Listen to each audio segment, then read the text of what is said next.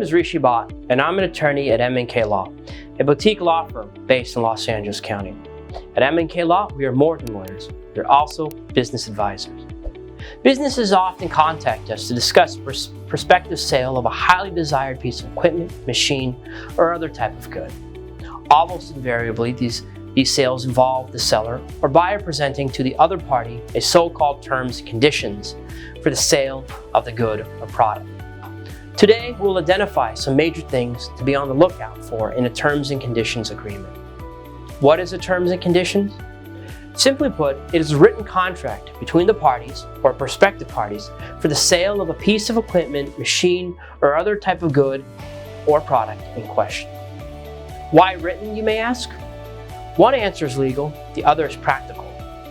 Legally speaking, applicable law generally states that any sale of goods over $500 must be signed in writing by the party against whom enforcement is sought in order to be enforceable.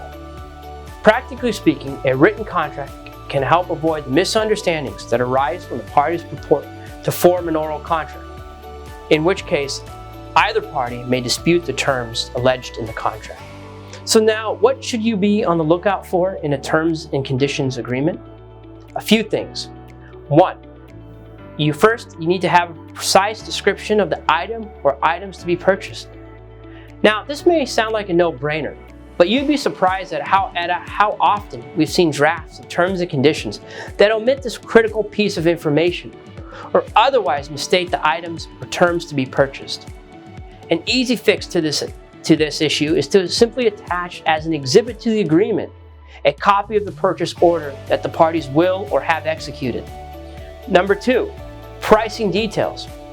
Again, this may sound like another no-brainer, but again, too often we've seen drafts of terms and conditions agreements that leave it ambiguous as to whether the party's stated price includes all and every cost involved in the transaction. For instance, such as shipping, handling costs, which by the way may be thousands of dollars in some cases, or taxes. Or whether, for instance, the price stated in the contract is fixed, or rather a variable and adjustable based on market fluctuations. The result of this is that the parties often dispute who pays what in the end, leaving the parties with sour grapes in their mouth. The solution: specify exactly what, if anything, the stated contracted price covers. If it only covers the cost of the item produced, explicitly say so. And if the price is fixed against any market fluctuations, say so. This type of added detail can potentially save headaches at the end. Number three, warranty terms.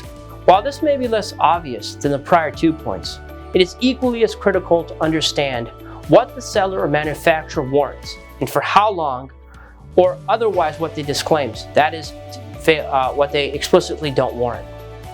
For instance, if you're purchasing a custom-made product, it will be critical to know if the seller or manufacturer warrants that the product will be fit for your intended purpose or use, or not. Warranty language, to be sure, is not the lightest form of reading, so you may want to loop in counsel as appropriate to review these warranty terms. Number four, remedies. This is another key provision in the sale of good agreements. Unfortunately, as you may know, deals do not always go as intended or planned. And if you don't understand what remedies are excluded or permissible under the contract, you may be in for a rude surprise in the event things don't go your way. For instance, sale of good agreements often contain damages caps. You want to know this before signing any contract, so you're not caught unprepared. Number five, risk of loss terms. This is a provision that's often overlooked, but risk of loss terms are critical. What are they? They're terms that basically allocate the risk to one of the parties to the contract in the event an unfortunate event happens. For example, what happens to the goods if they are lost or destroyed in transit while being shipped to the buyer? Well, a risk of loss term can specify how exactly the parties will deal with this situation. In short, there are a lot of moving pieces in a sales of good agreement.